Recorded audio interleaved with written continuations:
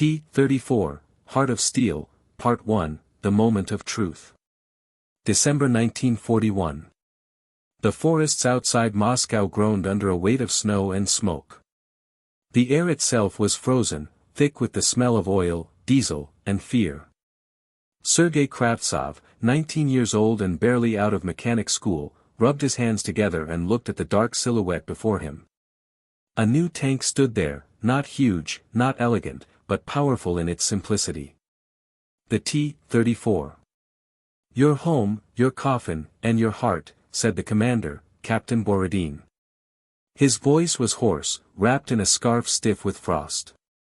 "Take care of her, and she'll take care of you." Sergey nodded, though his throat was dry. He ran his glove across the frozen metal.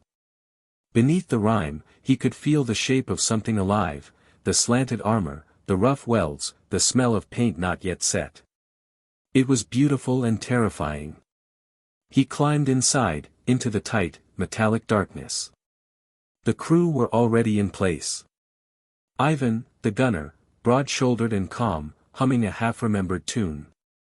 Nikolai, the loader, younger than Sergey, but with a nervous energy that filled the cramped space.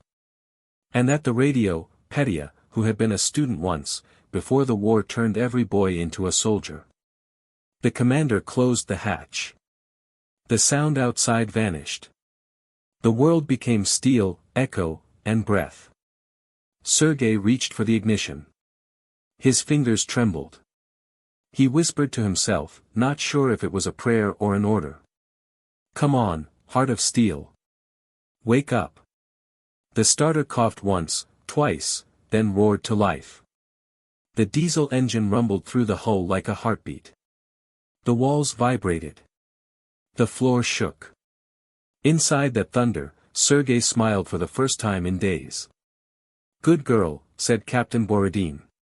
"You see, boys. She wants to fight." They rolled out of the grove toward the front lines. Snowflakes burst against the armor like sparks. Around them, other tanks moved in uneven columns, some old BT-7s, a few KV-1s.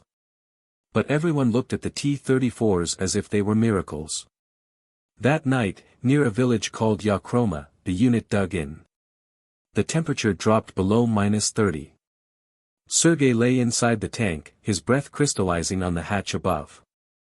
The diesel was off, fuel was scarce, and the silence pressed on his chest. Outside, artillery thumped distantly.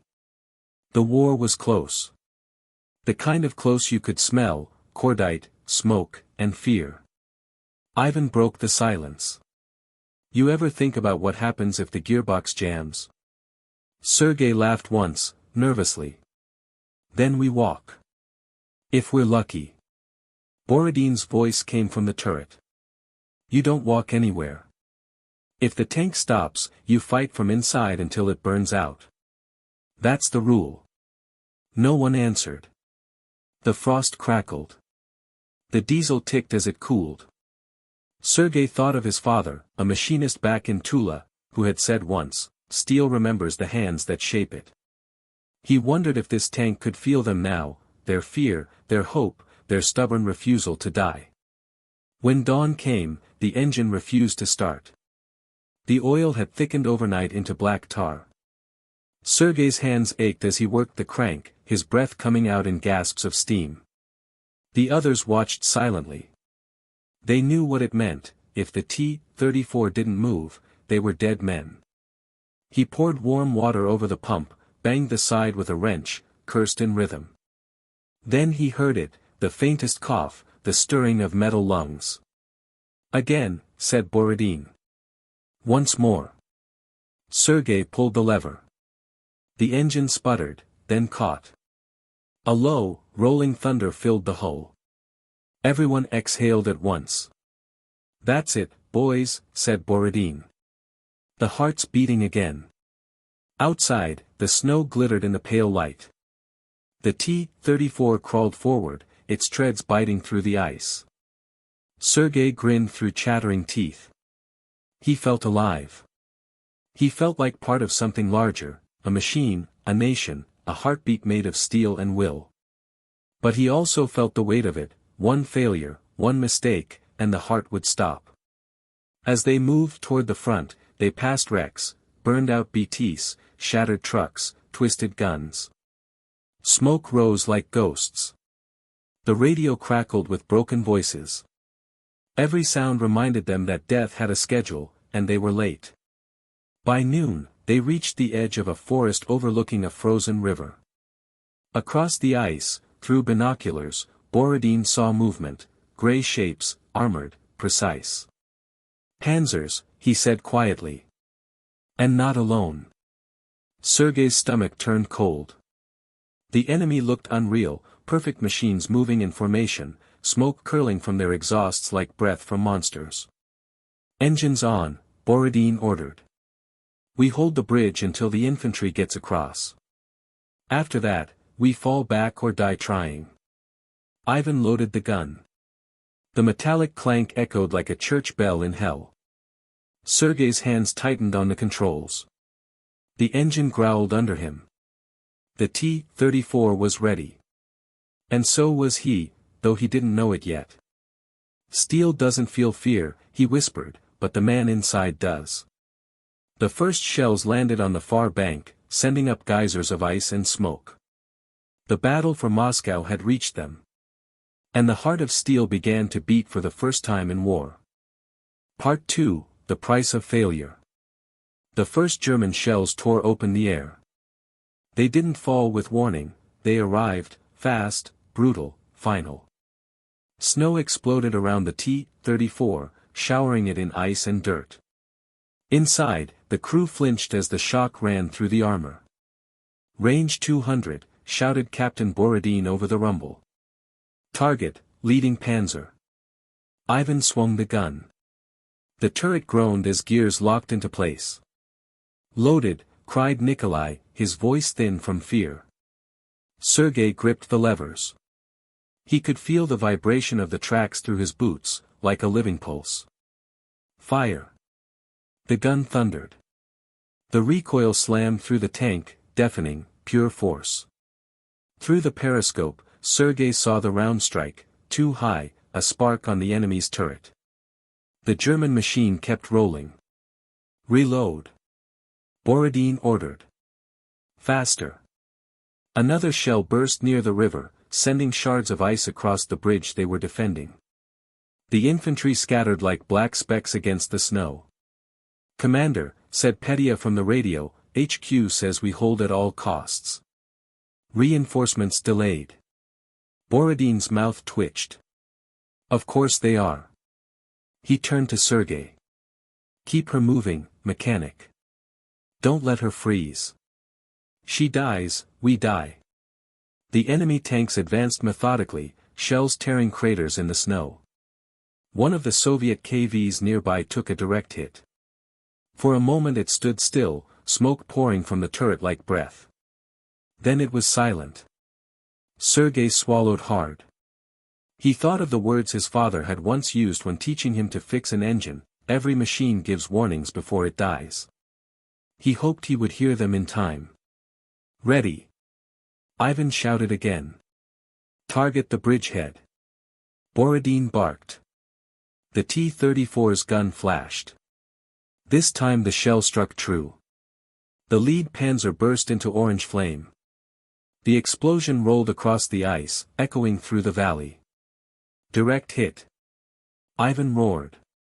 The crew cheered, just once, before another impact threw them against the walls. Metal screamed. The lights flickered. "Damage report." Borodin yelled. "Track guards gone." Sergey answered. "Engine's fine, but the left clutch is stiff." He tried to ease the lever. It resisted. The smell of burning oil filled the cabin. Another hit, closer. The tank rocked again. "Sergey, move. We can't stay here." Borodin's voice was steady but urgent. The mechanic pulled with all his weight. The clutch snapped free, and the T-34 lurched forward, snow spraying from under the tracks. He felt the engine strain, every piston screaming. But it moved. They ducked behind a ridge of burned-out vehicles. Smoke and steam rolled over them like waves. Inside the tank, everything was noise, clanging shells, radio static, labored breathing. Then, suddenly, silence. The firing stopped. For a heartbeat, the battlefield seemed to hold its breath. Sergey looked at the commander. Did we win? Borodin shook his head slowly. They're adjusting. Get ready. As if on cue, the next volley came. One shell hit so close that it blew open the storage rack inside the hull. Shrapnel rattled against the steel plates. Nikolai cried out, clutching his arm, blood soaked through his glove. Sergey froze. The smell of iron filled the air. I'm fine. Nikolai gasped. Just a cut. But they all knew what that meant. The tank could take more punishment than a man could. Borodin turned toward Sergey. You keep her alive. That's your job. We fail, the bridge is gone. And with it, the infantry behind us. Sergey nodded, though his hands shook. He reached for the engine controls again. The gauges danced wildly, temperature rising. Cooling system straining. Overheating, he said. She's burning herself out. Can you fix it? Asked Petya. Not unless you can stop the war for 10 minutes, Sergey muttered. The commander smiled grimly. Do what you can. Sergey pulled open the maintenance panel and saw the truth. The radiator hose was cracked, leaking antifreeze in thin green streams. He remembered reading about this flaw back at the plant, the hurried welding, the weak joints made under evacuation conditions. They'd all said, it'll hold for now. Now was over. He wrapped a strip of torn cloth around the hose and tightened it with wire. It wouldn't last, but it might keep the heart beating a little longer. Done, he shouted. Then move. The T-34 roared and climbed the ridge again. Ahead, the Germans were crossing the ice. Sergey could see their gray helmets gleaming through the smoke. Load armor piercing. Borodin commanded. Loaded. Nikolai replied, his face pale but determined. Fire. Another thunderclap. The shell struck the lead tank. The enemy formation wavered. Ivan laughed. That's for Moscow. But the next second, a round from the enemy slammed into their left side. The T-34 rocked violently. Sparks filled the cabin. Petya's radio went dead, the static replaced by ringing silence. Sergey's vision blurred. His ears roared. He felt warmth on his face, oil or blood, he didn't know. For a moment, he thought the tank was dead. Then the engine coughed, stumbled, and caught again. A ragged heartbeat. She's still alive, Sergey whispered. Borodin looked around, eyes wide with disbelief. Then so are we. They backed off the ridge, smoke trailing from the engine. Behind them, other T-34s joined the line, battered but unbroken. The Germans hesitated, regrouping. Through the shattered periscope, Sergey saw the bridge still standing. Infantry were crossing, hundreds of them. They'd held the line. Commander, he said quietly, we did it. Borodin didn't answer for a moment. He was looking at the cracked dials, the smoke curling from the vents. Finally, he said, not yet. She's dying, Sergey. But she bought them time. The mechanic nodded. He could feel it too, the faint tremor in the engine, the thin whine of metal under strain. He patted the dashboard gently, like a living thing. Hold on, girl. Just a little more. Outside, the snow began to fall again, soft and soundless over the ruins. And beneath it, the T-34 still moved, wounded but breathing, a heart of steel refusing to stop. Part 3, The Engineer's Shadow. Spring, 1942. The thaw had turned the roads into rivers of mud. Sergey Kravtsov stood ankle-deep in it beside the smoking remains of what used to be their T-34. Steam drifted from the engine deck like breath from a dying animal. He touched the armor with his bare hand. It was still warm, almost human. 3 months, said Captain Borodin, stepping up beside him. She gave us 3 months of life. Sergey didn't answer. His gloves were black with soot and oil. Somewhere beneath that wreck was the field patch where he had written the tank's name in chalk, Anya. Petya, their radio man, was already unloading the personal kit, quiet and pale. Nikolai's arm was bandaged and stiff. Ivan leaned against a birch tree, smoking in silence. Sergey said softly, "She died doing what she was made for." Borodin gave a single nod. "And we lived to drive another." Far from the front, hundreds of kilometers east, the foundries of the Ural tank plant number 183 burned through the night. Men and women worked under floodlights that turned the factory floor into a sea of sparks. Steel plates clanged, molten metal hissed, rivets screamed. Among the workers' portraits on the wall hung one black and white photograph, framed with a strip of cloth, Mikhail Ilyich Koshkin, chief designer of the T-34. He had died 2 years earlier, pneumonia, after a test run through blizzards to prove his design could reach Moscow on its own tracks. His colleagues still spoke of him in the present tense. "He said a tank should breathe like a man," one engineer murmured, adjusting a draft blueprint. And he was right. The plant's director, Alexander Morozov, walked the line that night, clipboard in hand, eyes red from sleeplessness. A foreman approached. "We can't get proper alloys," the man said. "The Germans cut the rail line again.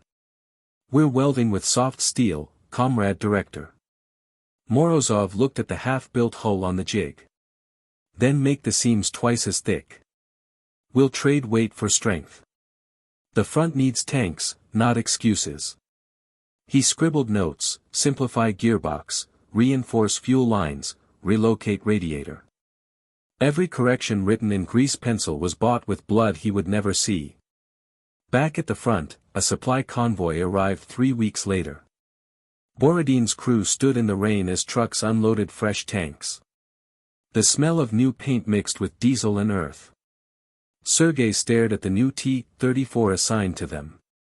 The armor seams were rough, the welds uneven, but it looked alive. The new machine had the same sloped hull, the same thick tracks, but a few things were different: improved vents, better filters, sturdier tow hooks.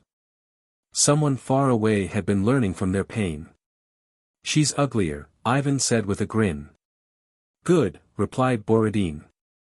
"Pretty things die fast." They climbed inside. The smell of paint and fresh grease filled the air. Sergey ran his hand along the control levers. Smooth. Tight. No rattle. He whispered, "You'll do." Petya tuned the radio, listening to static resolve into a woman's voice from Moscow, reading a poem about courage. For a moment, the war sounded almost civilized. Then the broadcast ended with a warning: "The enemy is at the gates of Kharkov." Borodin folded his map. "Then that's where we go. Kharkov. The industrial heart of the East." By May, the city was fire and rubble. The front line moved by the hour. Sergey drove their new T-34 through streets choked with debris.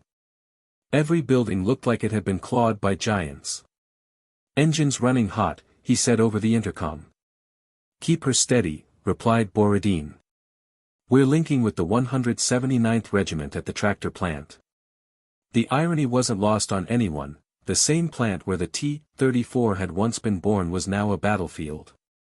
Inside the ruined factory, half-finished hulls stood like ghosts of a better world: tanks without guns, turrets without crews. Sergey's tank crawled between them, its diesel echoing among the steel carcasses. The floor was littered with shattered blueprints, charred drawings of the very machines that were now fighting to retake the city. He picked up a torn fragment near his seat, handwritten notes in fading ink. Angle of armor, 60 degrees. Optimal deflection at medium range. At the bottom, a signature, M.I. Koshkin. Sergey stared at it for a moment, realizing the man who'd written those words would never see what his design had become. That night, the battle for the factory began. German troops advanced through the assembly halls, firing from between wrecked chassis. The T-34 crews turned the birthplace of their machines into a fortress. "Range 50 meters," shouted Borodin. Ivan fired point blank, the flash lit the hall like lightning. Concrete rained from the ceiling. The echo was deafening. Sergey maneuvered between columns, the tank's hull scraping sparks against the walls. They crushed an enemy half-track beneath the treads and burst through a gate into open ground. Machine gun fire rattled against their armor. The sound was like hail on a coffin. Petya reported, "Radios jammed.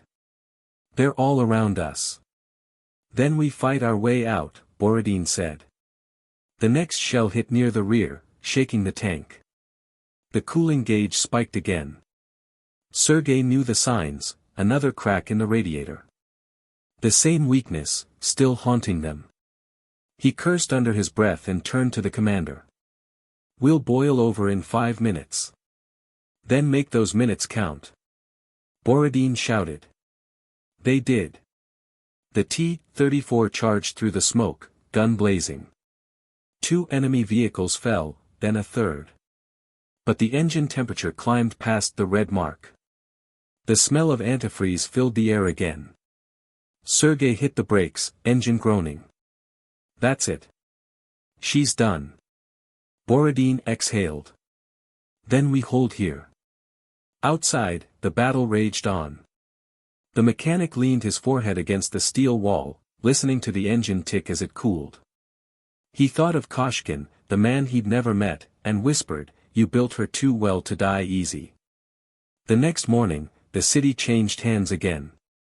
The T-34, half-wrecked but still standing, was towed out by friendly forces.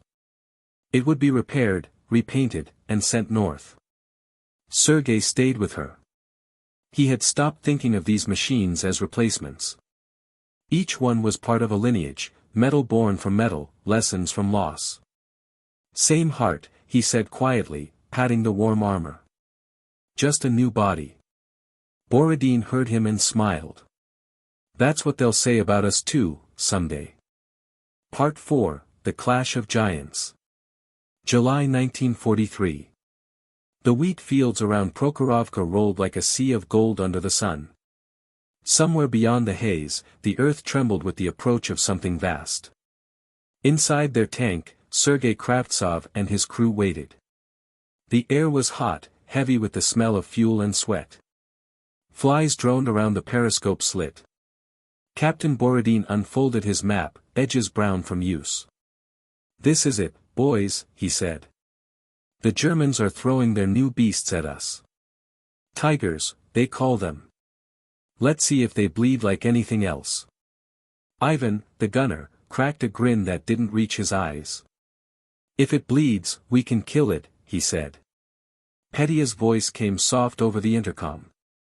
"I heard they can hit from 2 kilometers. "They can," Borodin replied.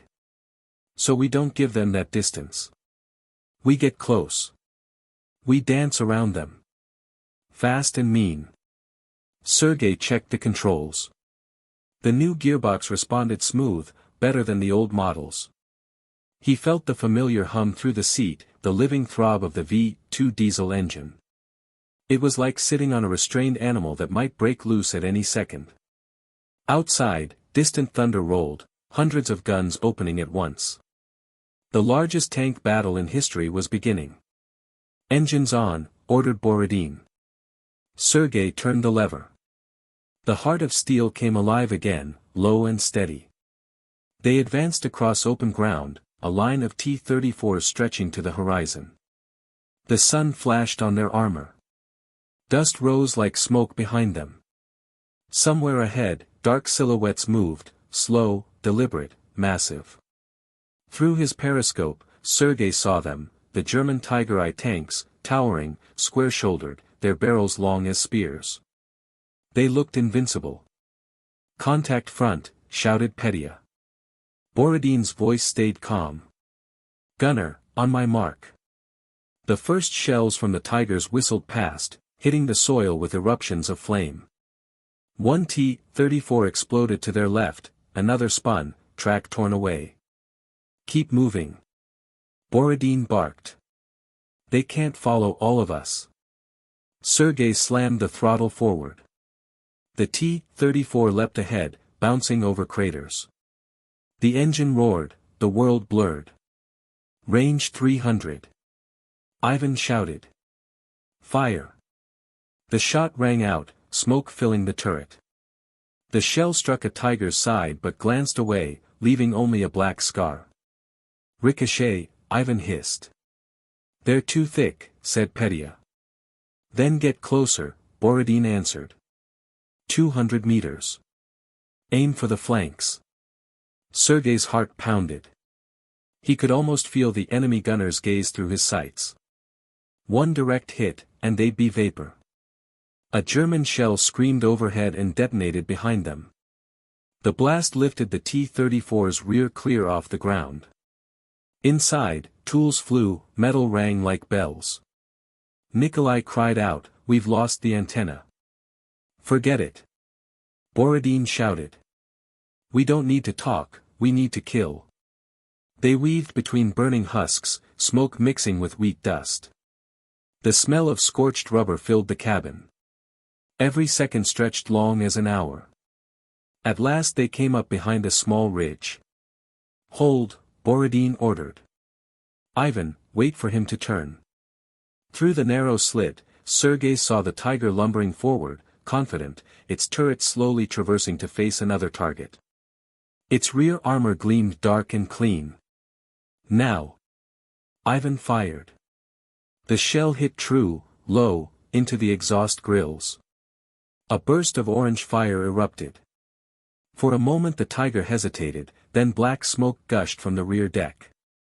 Petya cheered, voice breaking. "He's burning." Sergey exhaled, trembling. "We got him." Borodin's face stayed hard. "Then find another." They moved again, through wreckage and dust. All around them, the field was a nightmare of flames and twisted steel. The roar of hundreds of engines filled the air until it became one endless note. By noon, the sky was black with smoke. Heat waves shimmered over the ground, the metal of the hull burned to the touch. Sergey wiped sweat from his eyes. The gauges showed rising temperature, cooling system struggling again. "She's overheating," he said. Borodin nodded. "Push her a little longer. Another 5 minutes, and she'll seize. Then we'll win in 4. A Tiger appeared ahead, cutting through the smoke. It was closer than any they had faced yet. The gun pointed straight at them. "Reverse," Borodin shouted. Sergey slammed the levers back. The gears screamed. The Tiger fired. The shell hit the ground a few meters short, showering them with dirt. The shock cracked one of the periscopes, shards of glass fell into Sergey's lap. "Left. Take the slope," ordered Borodin. They swung behind a burning wreck. Ivan reloaded, his hands moving on instinct. "Ready. Fire." The shot punched into the Tiger's track. The massive machine lurched, stopped, smoke curling from under its side. Another T-34 joined them, charging from the flank. Together, they fired again and again until the German tank erupted, turret blown skyward. For a heartbeat, the battlefield went still. Only the crackle of fire and the ticking of hot metal remained. Petya whispered, "We stopped them." Borodin leaned back, closing his eyes. For now. When the order to pull back finally came, the crew was exhausted, deaf from the noise. Their T-34 was scarred, paint burned away, engine coughing like an old man. Sergey guided her into a shallow ditch and cut the power. The sudden silence was overwhelming. He climbed halfway out of the hatch. The air smelled of burnt oil and summer rain beginning to fall through the smoke. Blackened hulks dotted the horizon, both theirs and the enemy's. Nikolai handed him a canteen. How many did we lose? Too many, Sergey said. Borodin answered from below. But the line holds. That's what matters. Sergey looked down at the steel beneath his hands. Scratched, dented, yet unbroken. He thought of the engineers far behind the front, of Koshkin's handwriting on the blueprints. Every weld, every angle, they had all led to this day. He whispered, "You were right, old man. She can fight." The rain hissed on the hot armor. Steam rose in quiet spirals. The heart of steel was cooling, but it was still beating. Part 5, The Long Road to Berlin. Autumn, 1944. The war had changed its direction. The Red Army was moving west now, pushing across Poland, through villages that were nothing but bones of brick and ash. Sergey Kravtsov sat behind the controls of yet another tank. This one bore a new, broader turret and an 85mm gun. The T-34-85, heavier, slower, but deadlier. He rubbed his thumb over a small engraving he had carved into the dashboard months ago, Anya. Every new tank carried that name. Every new machine was a ghost of the first. Captain Borodin leaned through the turret hatch, his face gaunt but still sharp. "She handles different?" he asked. Sergey nodded.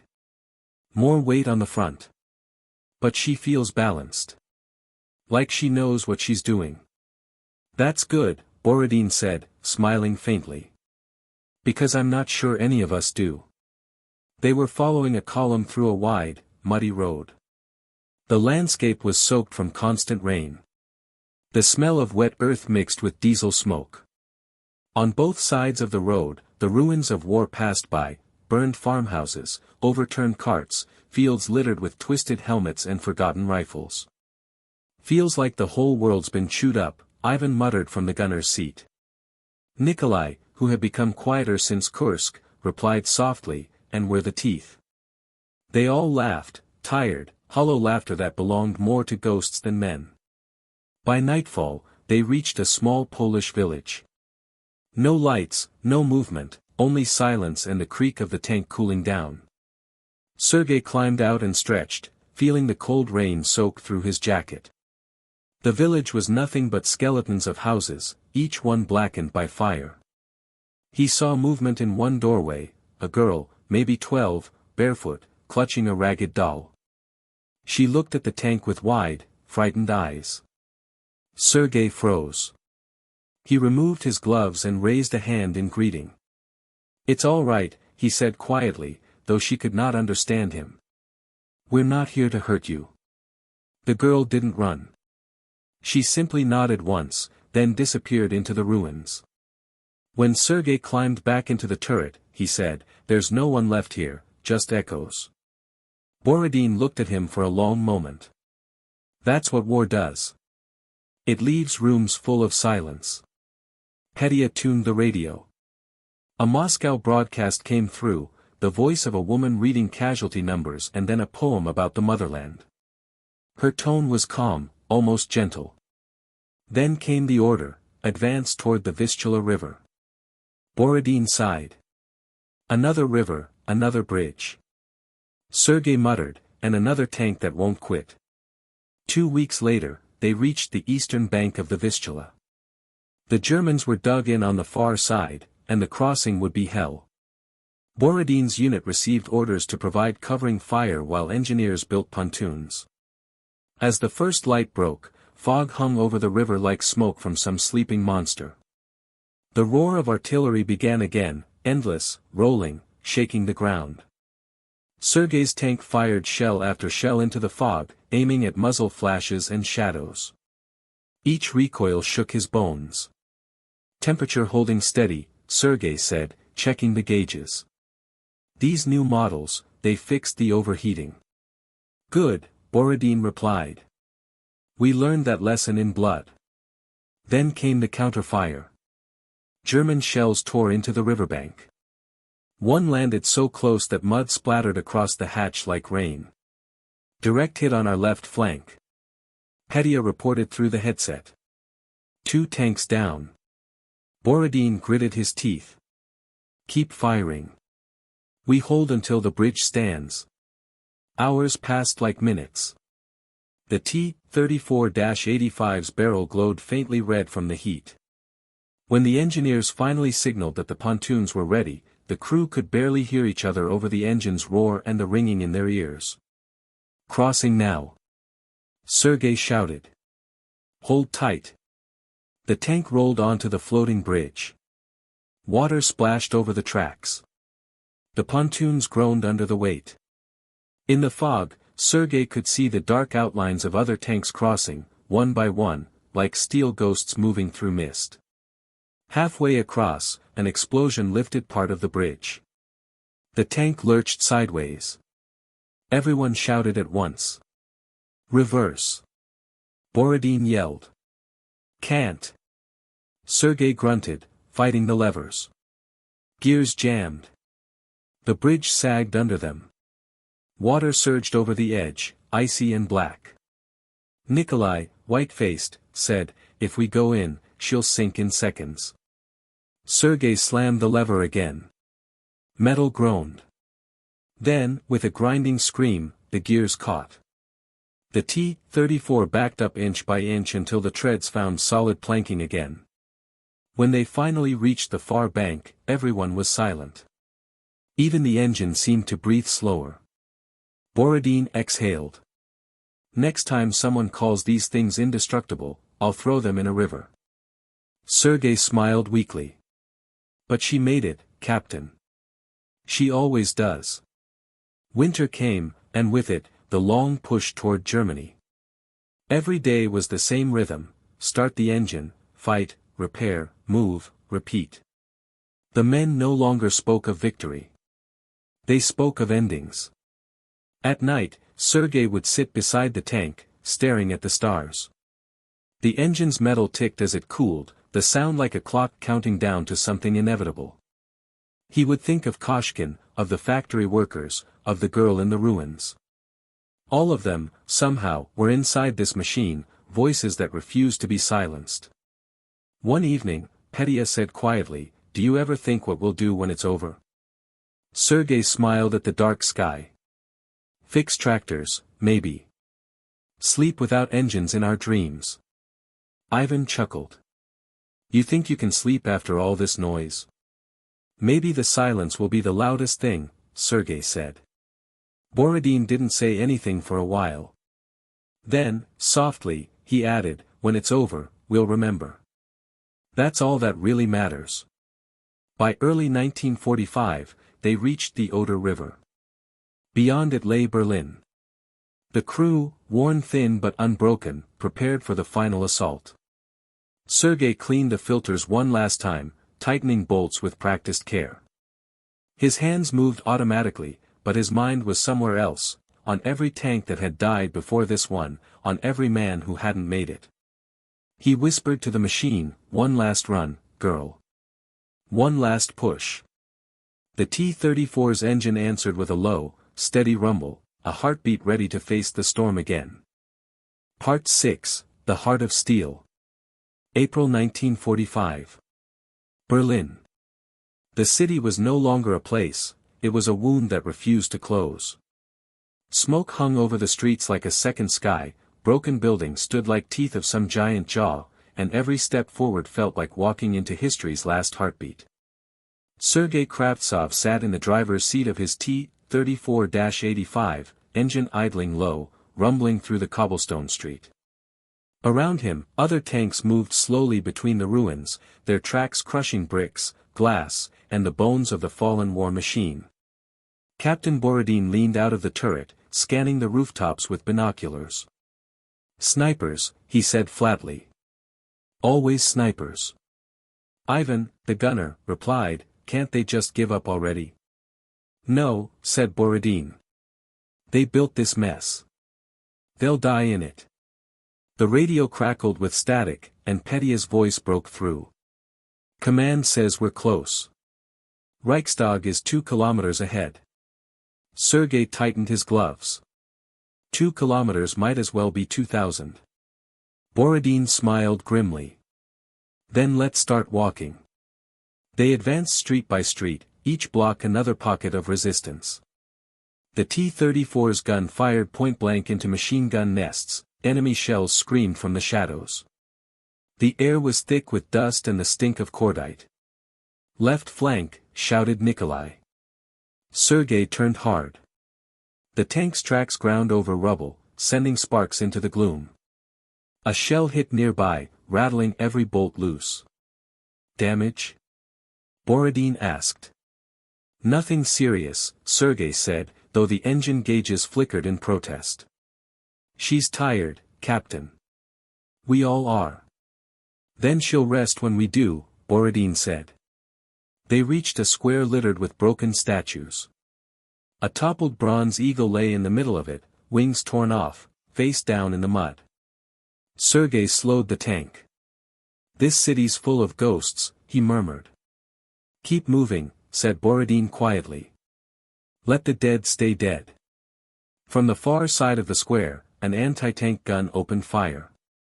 The shell struck the T-34's side armor with a deafening clang, throwing sparks like fireworks. Hit!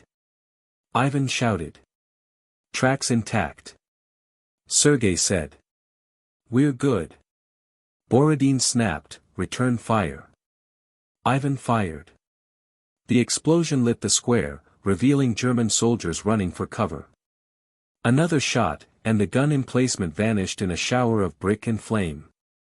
When the smoke cleared, Petya said softly, one less ghost. That night, they stopped in what had once been a park. Birch trees stood blackened and twisted, their bark peeling like old paint. Sergey opened the hatch and climbed out. The air tasted of smoke and spring rain. He sat on the armor, listening to the ticking engine. It reminded him of breathing, slow, steady, alive.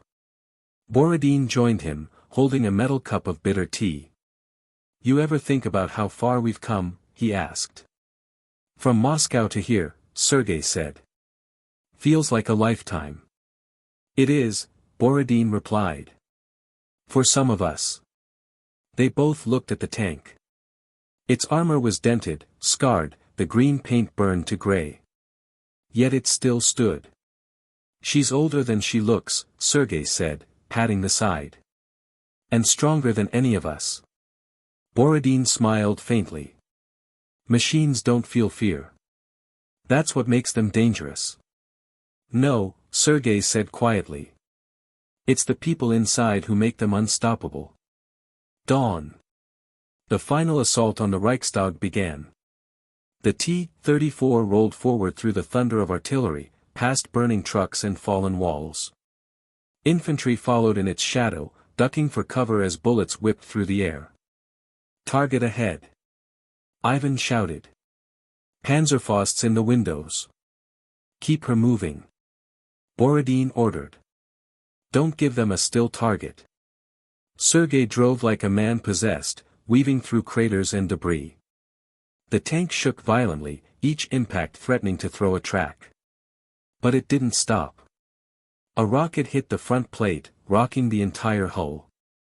Smoke filled the cabin. Nikolai coughed hard. Fire in the compartment. Sergey grabbed the extinguisher and sprayed the flames. The acrid smoke burned his throat. Out. It's out. Borodin's voice came through the haze. We're still moving. Keep her alive. Sergey slammed the throttle. The T-34 burst through the barricade, crushing sandbags and barbed wire. The Reichstag's ruined dome loomed ahead, black against the fire-lit sky. Then, another explosion. The world turned white. When Sergey opened his eyes, everything was quiet. His ears rang like bells. Smoke curled through the shattered interior. Captain, he croaked. No answer. He looked around. Ivan was slumped forward, motionless. Petya's headset dangled, the cord cut. Nikolai was stirring weakly, blood on his sleeve. Sergey reached up to the commander's hatch. It was open. He climbed halfway out and froze. Borodin lay on the turret, still holding the binoculars. A shard of shrapnel had found him cleanly. His eyes were open, looking west. Sergey didn't speak. He simply reached out and closed them. Then he turned back to the tank. The engine had stalled, smoke hissing from a cracked fuel line. He pressed the starter, nothing. Again, silence. He rested his forehead against the metal. "Come on," he whispered. "Don't stop now. Not here." He hit the lever one more time. The engine coughed, sputtered, and roared back to life. Sergey let out a shaky breath. "Good girl," he said softly. "Let's finish this." He lowered Borodin gently into the cabin, placed the captain's cap on his chest, and closed the hatch. Then he drove forward alone. Through the rubble, through the gunfire, through the final storm. Hours later, when the red banner rose over the Reichstag, the T-34 sat silent in the square below, its armor blackened but unbroken. Sergey stood beside it, hands trembling, eyes fixed on the flag above. He didn't cheer. He didn't cry. He simply placed a hand on the tank's side and whispered, "We made it." The wind carried away the words, but the steel seemed to remember them. That night, as the fires of Berlin burned down to embers, Sergey sat on the cooling armor, watching the sparks drift into the sky. He thought of all the tanks that had come before, each one built by hands that never saw the front, each one carrying names, hopes, and pieces of those who made them. He thought of Borodin, of Ivan, of Petya. And he thought of the machine beneath him, the heart of steel that had carried them through the storm. He said quietly, as if speaking to the dead, "You were never just a tank. You were what we had left when everything else was gone." Part 7, Legacy and Silence. May 1945. The guns stopped. For the first time in years, the air no longer vibrated with artillery. Berlin's smoke thinned into a pale, uncertain sky. Rain began to fall, washing the soot from broken statues and from the armor of the tanks that had carried the Red Army to victory. Sergey Kravtsov stood beside his T-34-85 in the ruined square. The engine was silent, the metal cooling under the drizzle. He ran a hand across the dented hull. The paint was scorched, the edges jagged, but the steel still felt alive beneath his palm. He spoke softly, the way one talks to an old friend. "Rest now, girl. You did everything we asked." No one answered. There was only the faint hiss of rain on hot metal. Nearby, soldiers laughed, sang, or simply stared at the sky as if learning again what silence sounded like. Sergey couldn't join them. His crew was gone. The captain, the gunner, the radio man, names now written on a small notebook he carried in his pocket. A medic walked by, offering a cigarette. Sergey shook his head. "Suit yourself," the man said, moving on through the mud. Weeks later, the unit received orders to return east with their machines. Some tanks would be paraded through Red Square, others would be melted down and turned into plowshares, rails, or new engines for peace. Sergey's T-34 was too damaged for the parade. She was to be stripped for parts at a depot outside Minsk. When the trucks arrived, he climbed up on her hull one last time. An officer called out, "Comrade Kravtsov, you'll be reassigned to a transport brigade. You can go home after debriefing." Sergey nodded but didn't move. He took a piece of chalk from his pocket, the same one he'd used years ago, and wrote on the armor, 1941 to 1945. Then he stepped back and saluted. The cranes lifted the turret away. The sound of metal separating from metal was almost unbearable, like bone breaking. The heart of steel was quiet at last. Months passed. The uniforms turned into work clothes, the rifles into tools. Sergey found himself back in Tula, working at a tractor factory built on the same principles as the tanks he once drove. The factory floor smelled the same, oil, hot steel, and determination. One afternoon, a foreman handed him a blueprint. "New model of diesel engine," he said. Based on the V-2. You used one of those, didn't you? Sergey traced the lines with a fingertip. Yes, he said. She never gave up. The foreman smiled. Then you'll know how to make this one run right. As the machines clattered to life, Sergey watched the sparks fly from the welders' torches. For a moment, the noise and light brought him back to the front, the same heartbeat of industry that had once built their survival. He realized that every hammer strike, every turning gear was part of a quiet continuation. The war had ended, but the rhythm of creation went on, beating like the tank's old engine.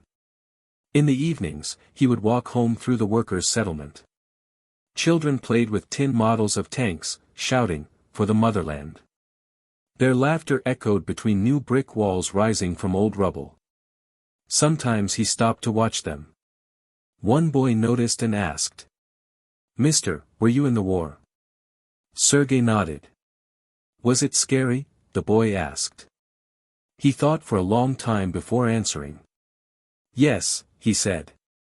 "But the scariest part is that you start to miss it, the noise, the purpose, the people who never came back." The boy didn't understand, of course. He ran off, shouting orders to his imaginary crew. Sergey smiled sadly. Years slipped by. The T-34s that survived were placed on pedestals in city squares, painted fresh green every spring. On Victory Day, children climbed on them, waving flags. Veterans laid flowers at their tracks. In 1965, Sergey visited one such monument near Minsk. The plaque read, T-34 tank, symbol of courage and victory. He recognized the pattern of welds on the hull, the slight unevenness near the driver's viewport. His chest tightened. It was her. He stepped closer, tracing the metal with a trembling hand. The paint was smooth now, the scars hidden, but beneath it he could still feel the pulse of every battle. He could almost hear Borodin's voice, "Keep her alive, Sergey." A group of schoolchildren gathered around, led by a young teacher. She spoke proudly about design angles, armor thickness, and battlefield performance. Then she noticed the old man standing silently by the track. "Did you fight in her?" she asked. "Yes," Sergey said. "She took me all the way to Berlin." The children stared wide-eyed. One girl asked, "Was she really so strong?" Sergey smiled faintly. "Stronger than any of us." That evening, he sat on a bench nearby as the sun went down. The monument gleamed bronze in the fading light. Pigeons perched on the gun barrel, flowers lay at the base. He took out his notebook, the same one where he'd written the names of his crew. On the last page, he added a line. "The heart of steel still beats, in every engine, every worker, every road that leads home." He closed the notebook, placed it gently on the ground beside the tank, and whispered, "Thank you." The wind rustled through the trees, carrying the faint sound of factory hammers from far away, steady, rhythmic, alive. Epilogue. Decades later, long after Sergey Kravtsov's generation had passed, visitors to that same monument would still touch the cold metal and feel something beyond steel. They might not know the names of the men who rode inside, or the engineer who dreamed it into being, but they would sense the heartbeat hidden within, the sound of resilience, of duty, of faith in impossible survival. The T-34 remained where it had stopped in 1945, a silent witness to the centuries that followed. Rain polished its armor, children's laughter rang where artillery once thundered. And somewhere, perhaps only in memory, the engine still turned over once more, a low, steady hum, like a pulse echoing across time. Steel remembers the hands that shaped it, the voices that trusted it, and the hearts that kept it alive. That is the true legacy of the T-34, the heart of steel that never stopped beating.